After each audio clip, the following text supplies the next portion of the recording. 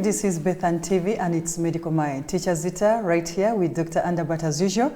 Let's have the topic of discussion. We talked about erectile dysfunction. It's something not very new, but we might have not been knowing what exactly it is. Doctor, good evening.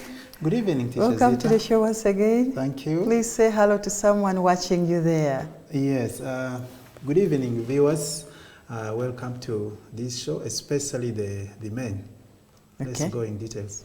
Thank you so much. Yes. Last week we looked at menopause. Yes. We looked at menopause and we had a lot of questions that we didn't attend to. Yes. Thank God the PD gave us some time today, about a few minutes, so that we answer the questions, because we had promised the viewers that this week we shall answer a few questions that we didn't attend to. Right. Yes, in case you're watching us and last week we didn't attend to any of your messages, these are the messages going on, and Doctor is going to give us all the answers that we were looking for.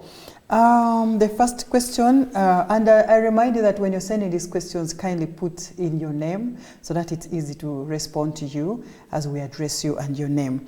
The first one was saying, hello doctor, I had C-section surgery, but after some times I began bleeding and doctor said it's hormonal imbalance and it was stillbirth. I was given tranexamic acid. Tranexamic acid. But whenever I use the taxi, the bleeding becomes more and more. I'm confused. Can I get some medications, though I don't get pain? That was the first question, doctor. Yeah, yes, thank her for that question. Well, she says she delivered by C-section. Yes. And then now she's having those abnormal bleedings. And it's not stillbirth? Yes, she gave birth to a dead baby. Yes. It's not clear how long ago she gave birth to this. How long ago she had this C-section, but she seems to imply that it is close. If it is close, it's possible that there's a season after giving birth, either by C-section or by normal birth.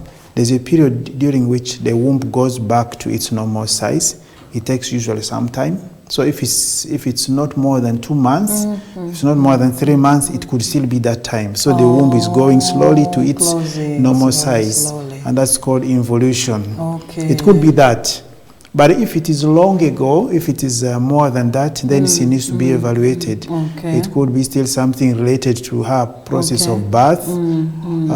She maybe got some infection, got some complication. But it could be something totally different if it is long ago. Okay. Yeah, so she needs to be, well, she says that the doctor evaluated her.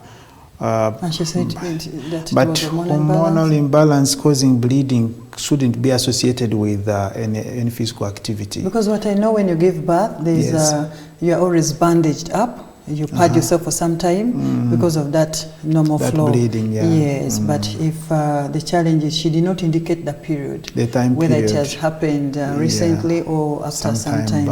Okay. So thank you so much, doctor. So I think for her, she needs probably an evaluation. If it was a general doctor, she needs to see a gynecologist. A gyne specialist. Yeah. So the gynecologist needs to exactly go down to the cause of that. Thank you. She should not take it lightly. Thank you so much. Yep. Doctor, I've never given birth. My right fallopian tube is swollen, I think with water. This is Priscilla. Doctor, I need to get pregnant. What can I do? Yeah, so if she has been trying to conceive, and maybe among the things they have investigated her for is the health of her tubes, that's I think where they found the swelling of the tubes with water.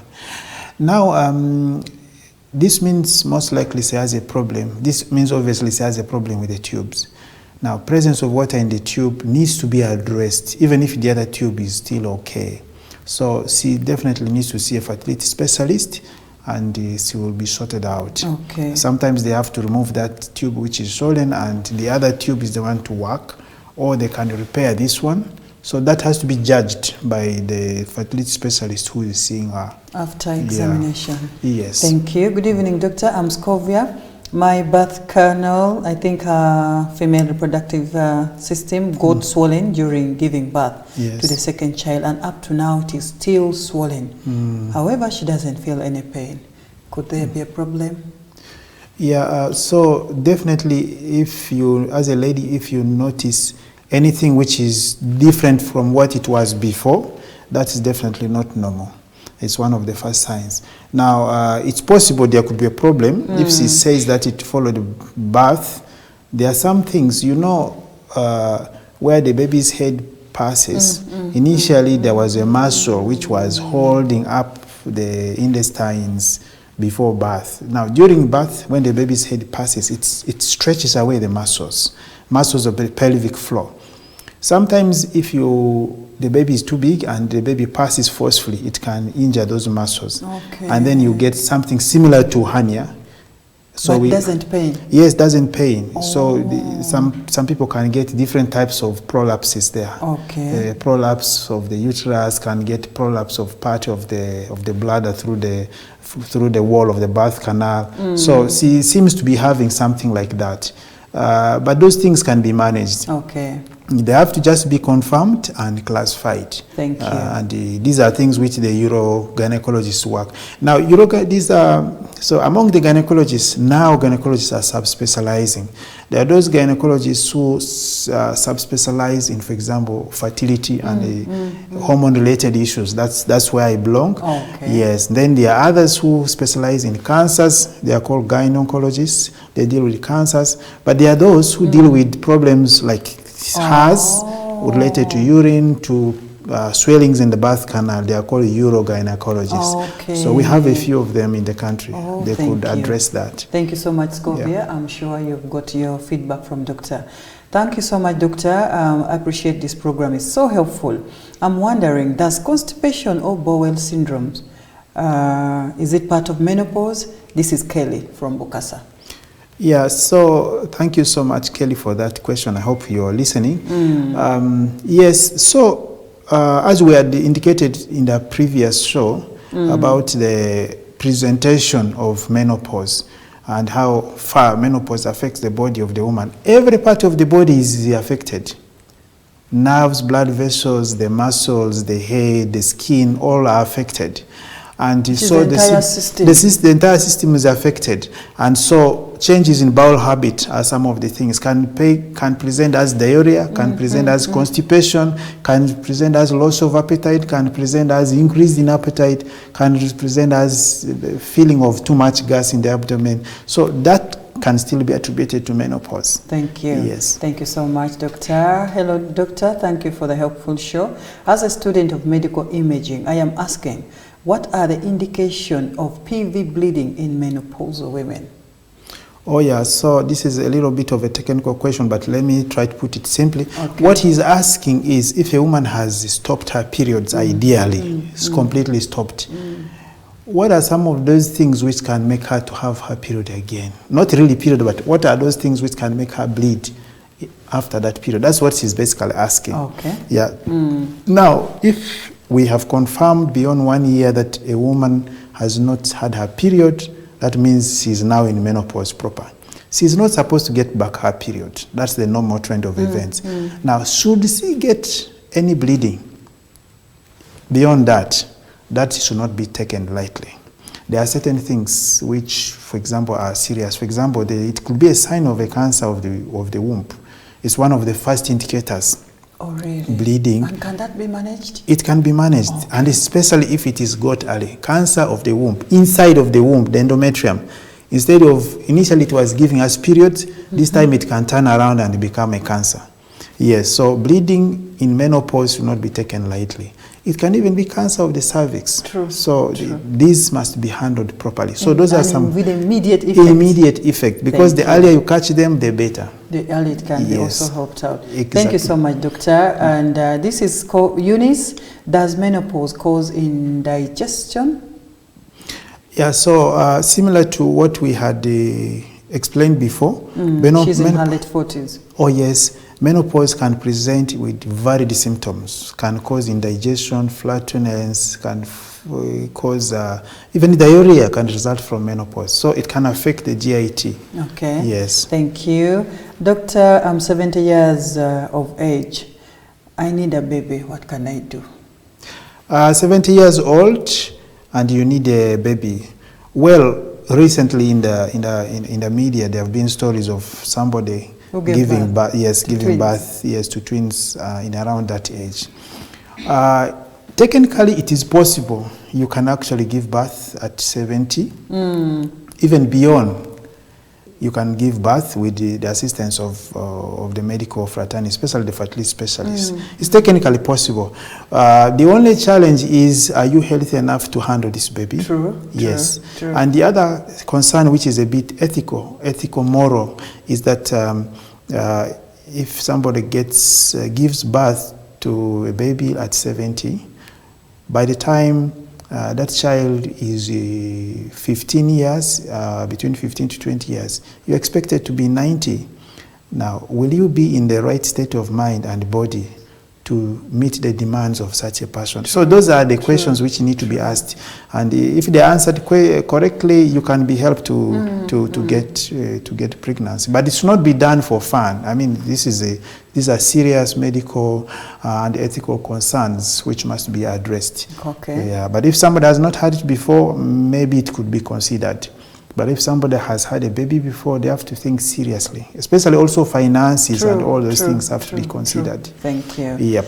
The last one is coming from John. My wife has issues with blood group. I am positive and she is negative. Can she give birth? Yeah, so I suppose he's referring to the rhesus group. What's that?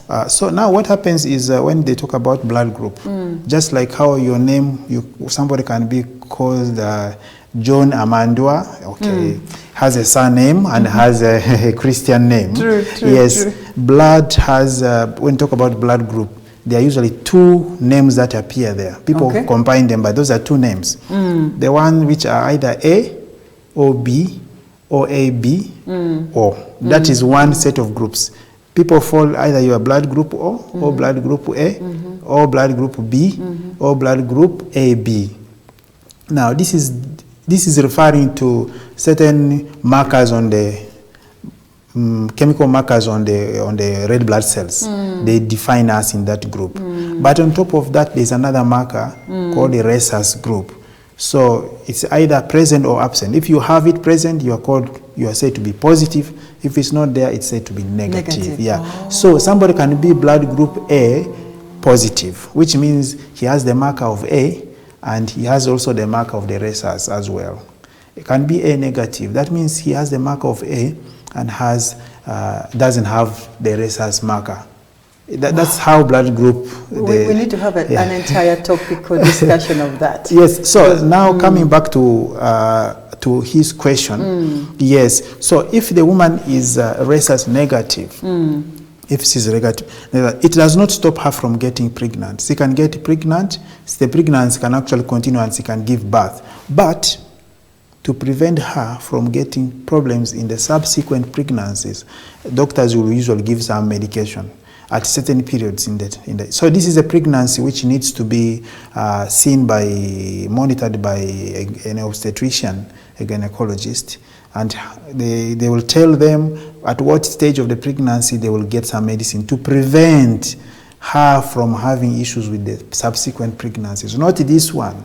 So you do the intervention in one pregnancy, but it helps the next pregnancy, like that. Oh, okay. Yeah. So, but the doctors know that very well. They know that. They know it. So it can be helped out. Yes. Thank you so much, Jim. I think you've got your feedback. We have the last one is here, burning, yes. Doctor. Yeah. Hi, doctor. Explain to me to understand it more. What is total abdominal hysterectomy plus bilateral salpingoophorectomy? Oh my God, this is too long. I had this surgery a month ago. What could it be? I think she didn't understand what took place in her bed.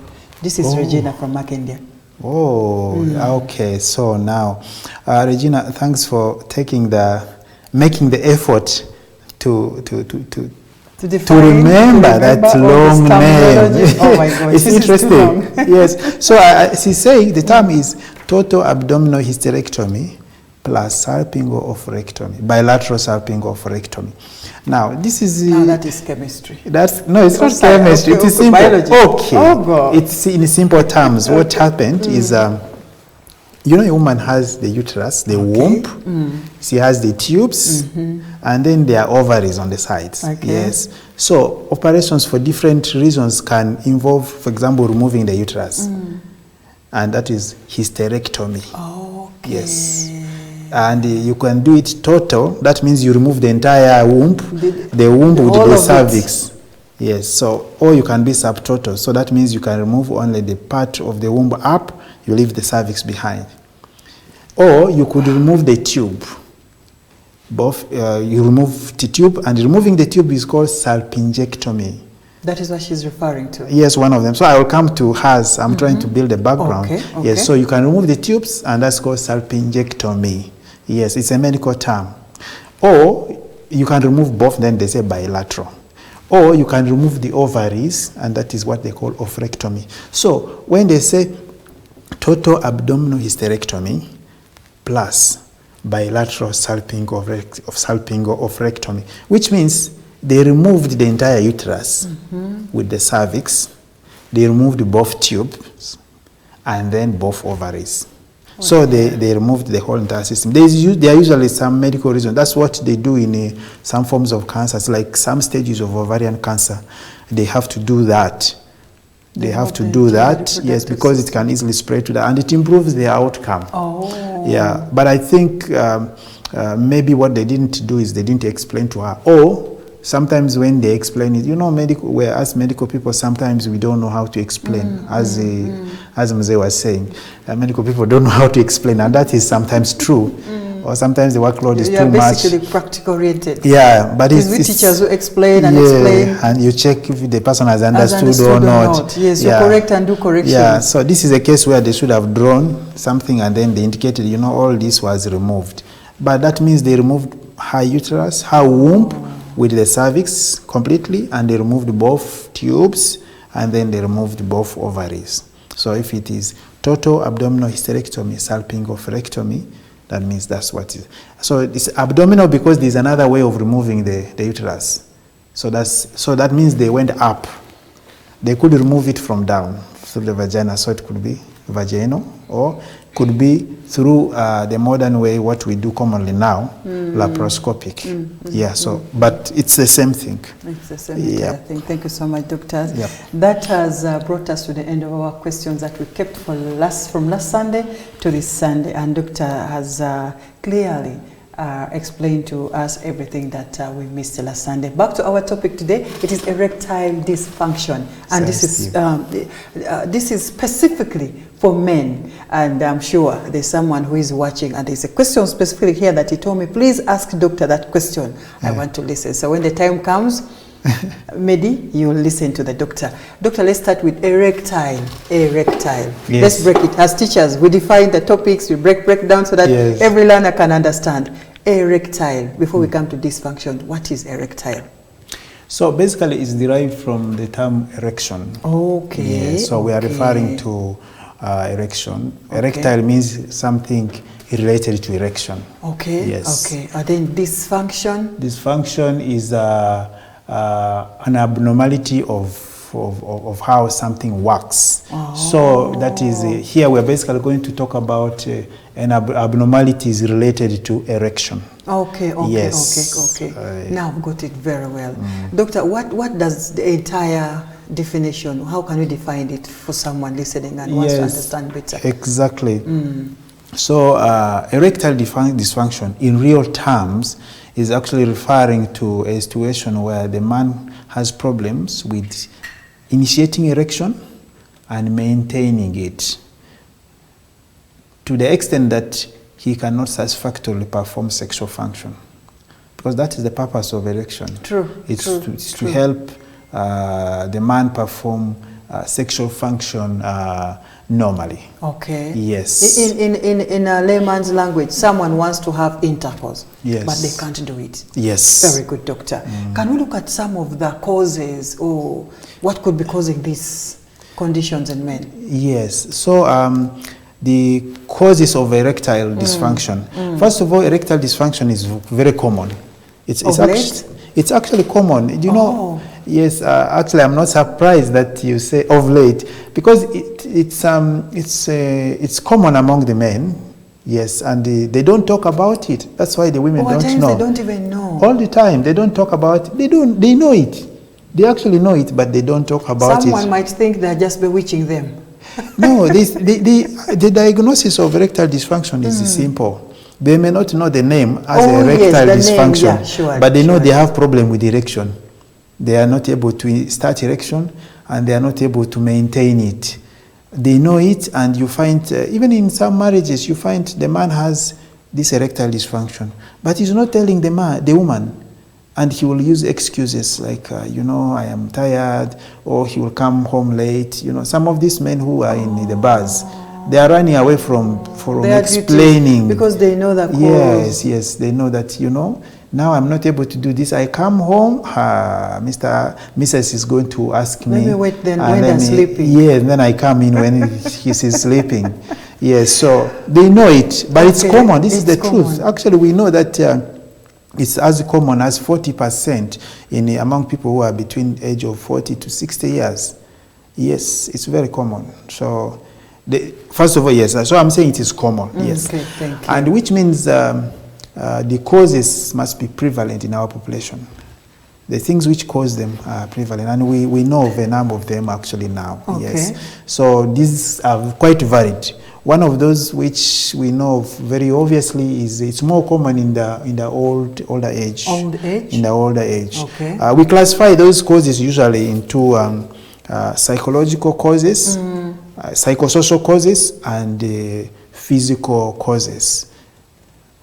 Physical causes, those are the ones where there are real diseases in the man, and then they present out as a complication, erectile dysfunction. So I try to look at, these are the physical, okay, I classify them as physiological, but this is just real disorders in the body, and then they have erectile dysfunction as a complication of them. Yes. For example, people who have diabetes. Okay. Yes, people who have sugar issues. They have high level of sugar. They are not controlling the sugars very well, and that could translate into erectile dysfunction. It's very common among those people. Okay. And it's also in people who have high blood pressure. They also do have that. Yeah, because as we will see that from what we know, the process of erection is actually the body pumping blood into the penis at that time, so that the penis becomes turgid and strong. Yes, and then when it has done its function, that blood is removed. The body has the way of doing that. Blood is removed and the penis becomes flaccid. Now, as you can see, that the normal functioning of the blood vessel and the blood circulatory system is very important for this. That's why in people who have heart diseases, they are not able to have good erection because of that, especially if the heart condition is not well managed. Also, people who have high blood pressure, which is not controlled, they can get problems with erections because the high blood pressure damages the blood vessels. Okay. Everywhere. That is especially in old age. In old age, it is more prominent in old age. So diabetes is the same. People who have high levels of cholesterol, if your cholesterol is high, and it is more common in people who are obese. The moment you have a size 30 belt, if you are changing, you have to be careful. It may be a sign that you are going towards the risk areas of erectile dysfunction. So, yeah, so sometimes it is hormone issues. Some people have the male hormones low, for some reasons. Either because the male hormones are produced mainly by the testicles. If somebody has a disease of the testicles, they could end up with erectile dysfunction. So those could be some of the things. Sometimes it is a presentation of kidney disease. Yes, so many underlying medical conditions and also their medications as well could present with erectile dysfunction. Thank you, Doctor. You talked about testis disease. Yes. What diseases always attack the testis? The testis. Yeah, so for many diseases do affect the testicles. Some of them are cancers and all those things, but sometimes trauma to the testis. Okay. Yeah, the testis is a very sensitive organ. If you get a very small trauma, you may find it can actually heal. Like a mental trauma? No, physical trauma. Physical trauma? Yes, like people who play physical sports, like rugby. Yeah, those ones. Energy, Yes. Bull. There's a time I was watching some gentleman playing with a bull. With a bull, and there's a way the bull kicked. I was like, God. I hope he had his testes protected. I don't think so. They could have gone with that. Yes. So it's those traumas can eventually lead to the testes shrinking. Football, yes, but if somebody hits maybe the testicle, the risk is not as high. As the rugby and the things. Yes. Thank you. I've understood that very well. Now, there is this gentleman whom I told you earlier on, Mohammed. He's saying he's married for 2 years now, and he's saying every time he thinks of meeting with the wife, he totally loses energy. He does not know what is happening. Yet he's a young man. He's only 28 years old. Yes. But we are going for a break. I think we shall now look at the young age, what could be causing it, since we're looking at the old age. Okay. Yes. We're having a very short break, and when we return, Doctor will give us more information on as far as erectile dysfunction is concerned among the young men. Stay with us. Don't go away. I think that he's married for 2 years. And every time he feels like having intercourse with the wife, the energy levels drop down. What could it be? Is he bewitched? Is he sick? What could it be? So we want to listen to doctor. There could be an underlying cause that maybe there are some health-related things that maybe practices that he has been undergoing at some other stage, and it's now coming back, or not. Let's listen to what doctor is going to tell us. We will go back to Muhammad's question. He has been asking this question since the other time. Yes, and we're like, you don't answer, please. I was like, this time I'll bring it live, and he's seated listening. Yes, so of course I hope he's listening. Muhammad, thank you very much for sharing your experience. It takes a lot of courage to share this, because as I said earlier, up to 40 to 50% of men,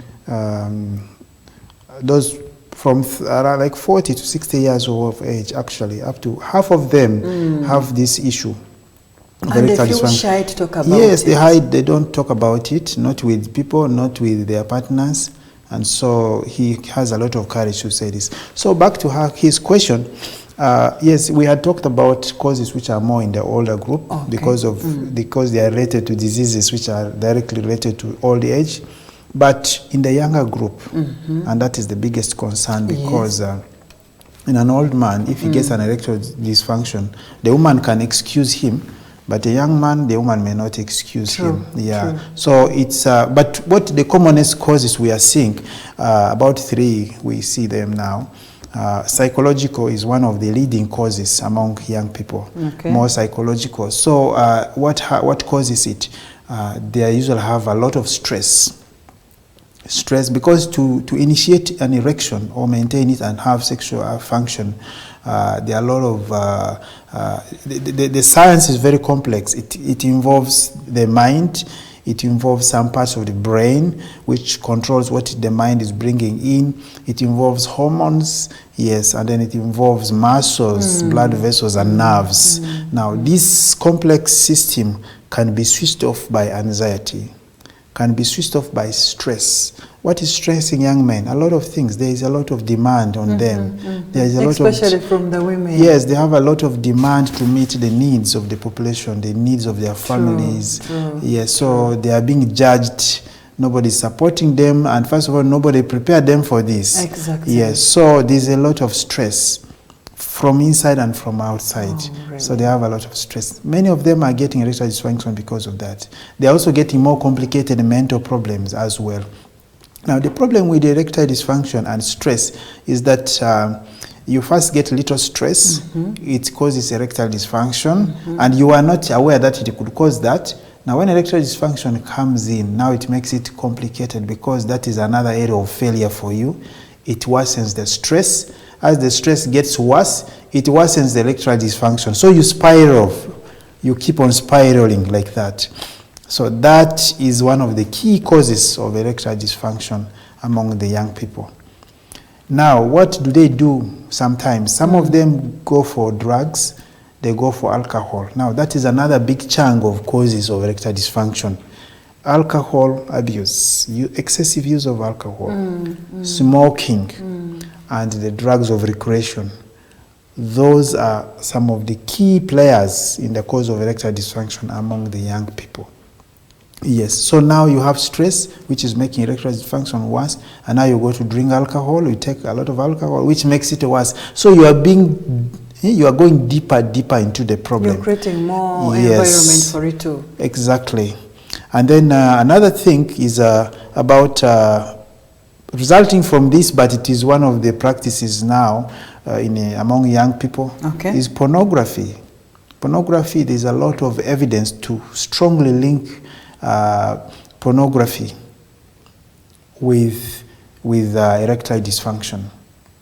There's a lot of evidence. How are they connected, doctor? Now, what happens is the system naturally is meant to communicate. Yes, the system I described, which stimulates erection, arousal for the man, is designed such that the man gets excited by the sight of a woman.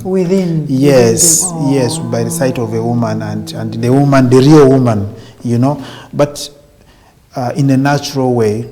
But if a man goes to, if the young man watches pornography, now pornography is introduces the man to sexual scenes and activities which are not natural, which the man cannot get that exposure from the woman. And it is tuned to increase the arousal so that the man gets addicted to this. Now, it's like somebody who is taking a strong alcohol, and then you give them something light like beer. I don't know whether there's that difference. Now, there is. You know, yeah. So when you give the person a very light one, the person will not enjoy this one. Yeah, he's used to the original. Yeah, he's used to the other one. This is how pornography is. Yeah, unless that is toned down, then so pornography is a very key, and it has been proven to be very strongly associated. And you become addicted. You start imagining things you can't get. Exactly. So and it affects their brain. Yes, and I have seen some young men because I'm involved in the treatment of fertility. Sometimes those things show up in the areas of fertility as well. I've seen some young men who are deeply in pornography. They are having mild forms of erectile dysfunction at the moment, but they are worried because they know it can become worse. Now, what happens for them is this one particular one who told me in the middle of the sexual act, he actually, for him to continue with the sexual act normally, he has to replay the images he saw in the pornography. Yes, so to give him morale. To give him morale. So he's having sexual interaction with a woman here, but mentally he's actually having it with another woman. Yeah. Really? So he says this is how he has been able to maintain a bit, but otherwise it's very challenging. The moment he brings his mind back, he really loses completely. Yeah, that happens. Wow. Yep. That is very unfortunate. In case you're watching Medical Mind, I think you're getting the exact explanation of Dr. Muhammad. I'm sure you've got everything. Try to sit and look back at your lifestyle prior to the years. What have you been doing that is related to doctor? If there is totally nothing that doctor has explained, I think you can seek better medical analysis. They could test you, and if it's not related to what doctor is saying, I think you can get better advices from the doctor. So how best can he be helped now? Yeah, so as you have highlighted, it's important to find out if there is an underlying cause, either physical illness or a psychological problem. And many times, if those are addressed, the erectile dysfunction corrects itself. Better. Yes. Doctor, how about those who are dealing with pornography? How can they be helped? Especially the young boys, really. So they are counselors, they are counselors, they are psychologists and psychotherapists. Yes, even who can spiritually praying. Exactly, all these. So they can be helped to get out of it. they can be helped. Thank you, Doctor. The discussion is becoming better and much better. I think we're almost opening up our lines. You can be able to share your experience with Doctor. You can give us a call on those numbers running on the screen. If you can't give us a call, please type or send a voice note on the same numbers on WhatsApp, and Doctor will be able to get back and give you all the feedback that you need. So, Doctor, how does a man feel apart from the mind? What other signs can a man look out for to detect that I think I'm developing erectile dysfunction? Yeah, so that's a good question, because it doesn't mean that a man should always have erection all the time whenever it is needed. Sometimes this fails. It does fail sometimes. Okay. But if this becomes consistent, then it is erectile dysfunction. Okay. Yes. So the consistency. Yes, the consistency. So the two things are, one, he's not able to initiate erection, you know. He is in the moment of maybe he wants to have sexual intercourse, but he's failing to initiate erection. This is one of the key things. Doctor, you already have a caller. Medical Minds, hello. Yes, hello. Good evening, caller. Good evening to you. Who is calling? I'm Robert Robert, where are you calling from? from Brazil. Yes, please, go on with your question. What causes premature ejaculation? Is it the same underlying issue? We didn't get you clearly, Robert. Can you speak calmly? Ejaculation, yes. Okay. Thank you so much, Robert. That Thank you so much, Robert. Did you get the question well? Yes, I got it. I Okay. got it. Okay. Yes, so he's asking what causes premature ejaculation. Yes, so now premature ejaculation is one of the ways in which erectile dysfunction presents itself. Because you remember from the definition of erectile dysfunction, we talked about inability to initiate erection, Okay. together with the inability to maintain the erection strong and long enough for satisfactory. Initiate and maintain. Yes, for satisfactory sexual experience. But some people have both involved. They are not able to initiate, and therefore they can't maintain. There are people who are able to initiate, but they are not able to maintain. Then they have so either the penis becomes flabby straight, or else they ejaculate earlier. It's one form of erectile dysfunction. So, yes, it's a form of erectile dysfunction, and we consider it as a mild form because it can respond to treatment a bit faster. Thank you so much, Doctor. We have another caller. Bethan TV, good evening. Hello, Hello, how are you? I'm called John. John, where are you calling from? I'm called from Nansana. Please go on. I'm asking the sexual enlightenment is very good or Thank you. and another question is masturbation, how is it? Good or bad? Masturbation, good or bad? And spirit, are they good or I didn't hear that last word. bad? Elasticity. Penis, Elasticity. elasticity. Enlargement. Oh, penis enlargement. Kids, are they good or bad? Thank you so much, John, for asking. Okay. Okay, John is asking, is masturbation good or bad? Penis enlargement, good or bad? Yeah, okay. Yes, yeah, he has gone to that. Thanks for sharing that. It's generally masturbation is bad. This is from both medical, social, Physical, yes, it's bad. Now, whether masturbation is related to erectile dysfunction is one of the things which has been being examined in science, forth and back. There are some scientists who have come up with clear evidence that there is a relationship. Others think there is no relationship between erectile dysfunction and masturbation.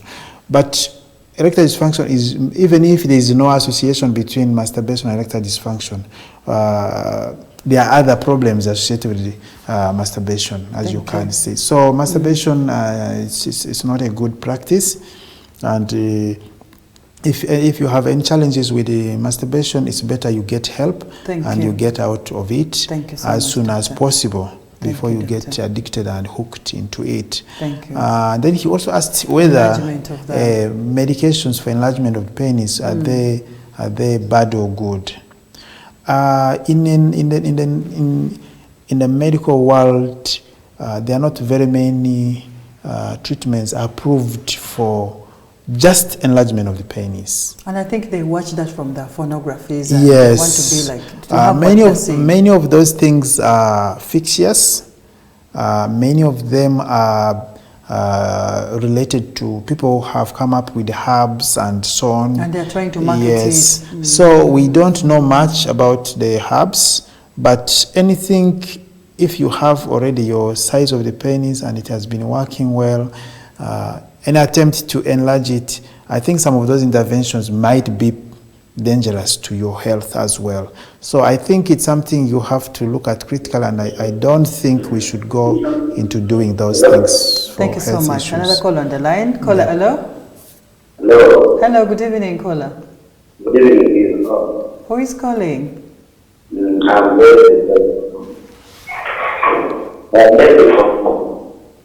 Jesse? I wanted to ask the doctor. My wife was on epidemiology. It is well like 10 years back, but it is treated with the internal and the people. But it stopped what? Now, after getting another training on the vessel, that vessel from the diameter. But I tried to contact from a doctor, from hospital, from dispensary. I went to Busha Hospital, but the youth can maybe a bit sexual, maybe one day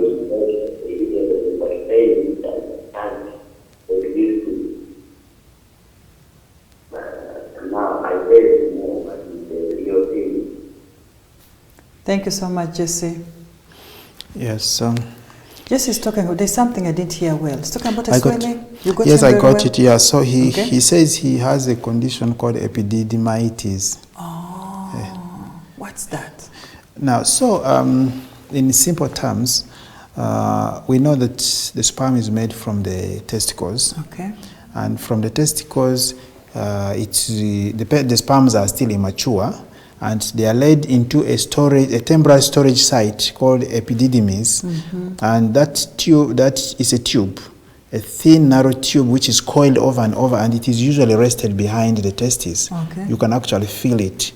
So it is called epididymis. So infection of that part is called epididymitis. Okay. Sometimes called epididymochitis because it involves that part and the testicle as well. So you have an infection which involves that part, the tube there, and it is extending to the testis. Most times it's like that. So they call it epididymochitis. Okay. So it's an infection, usually bacterial. Yes. Now, the challenge, okay, he says that he has had this for a long time and he's always getting pain. Yes, and it seems the pain sometimes gets worse, gets well. Now, the challenge is, I told you that it's an infection.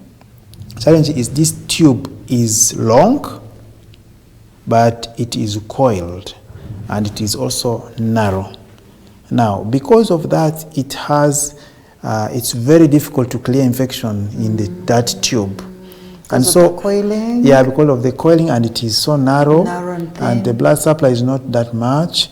So because of this, drugs may not reach there very well. And the moment scarring comes in, it will destroy the bending of the tube, and you might get a scar there, so that your risk of recurrence of infection are very high. And so at the first sight of encounter of this infection, you need good treatment.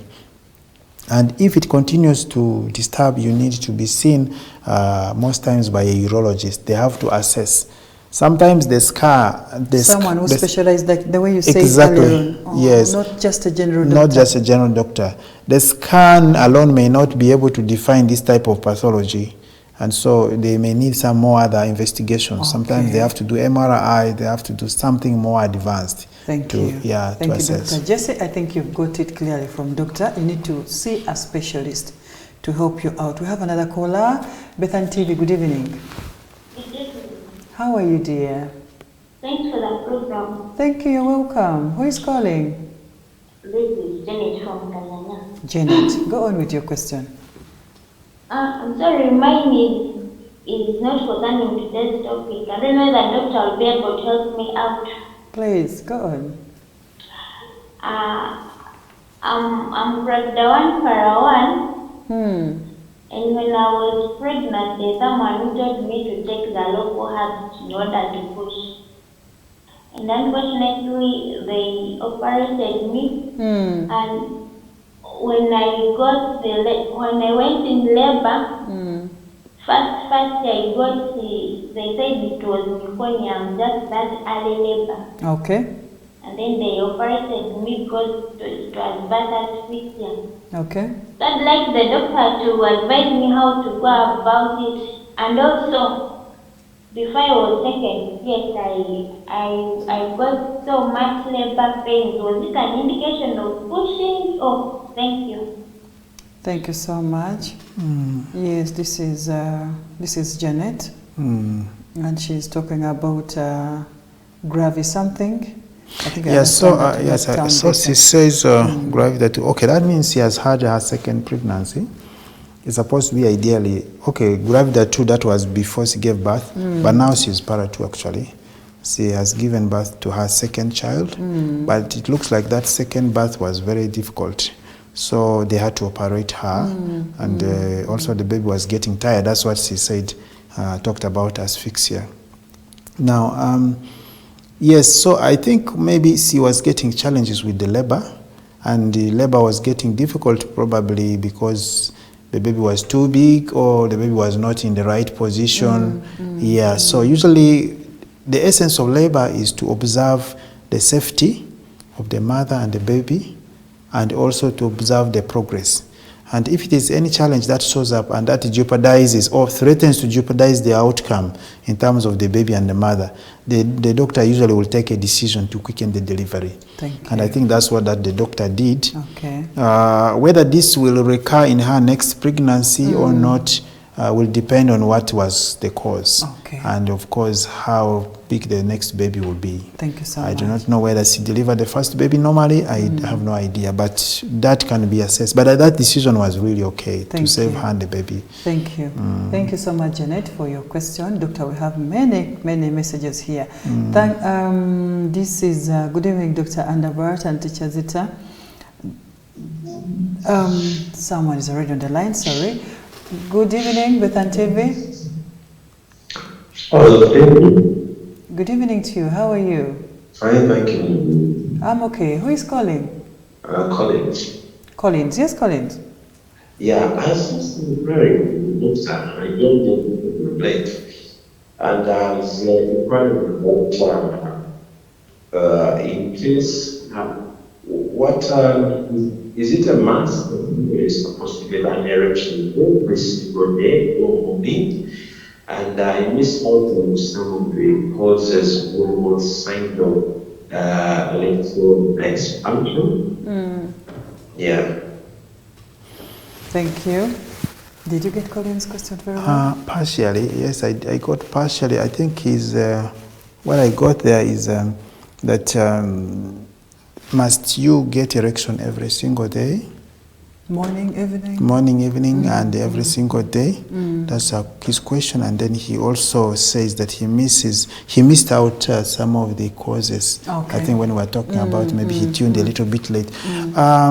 Yes, Collins, depending on your age, the frequency of the erection might vary.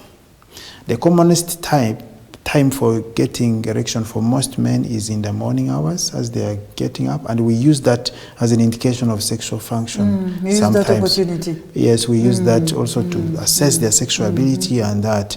So that will vary, but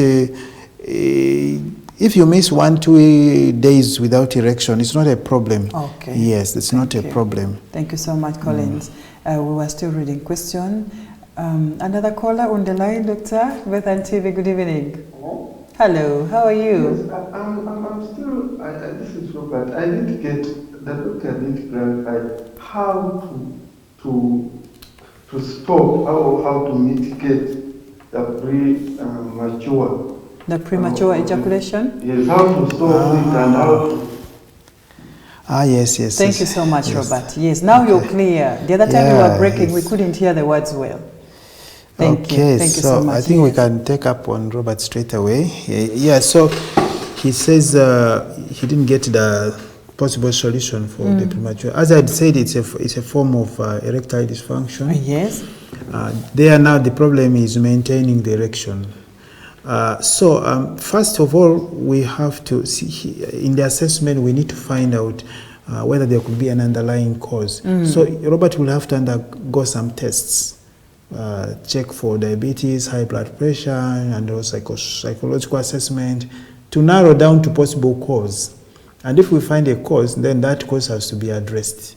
And if that cause is addressed, usually the issue will be rectified. Thank you. So he needs evaluation to find out, is there anything underlying? Underlying cause, yes. Because and it's very hard to stop something when you don't know where it's coming from. Yes, and if there is no underlying cause, it will be the doctor to decide whether there are some medications available for such a thing. Okay. Yeah, but first step is to identify, because we should not play around with the underlying cause, because apart from erectile dysfunction, some of these underlying causes are really serious.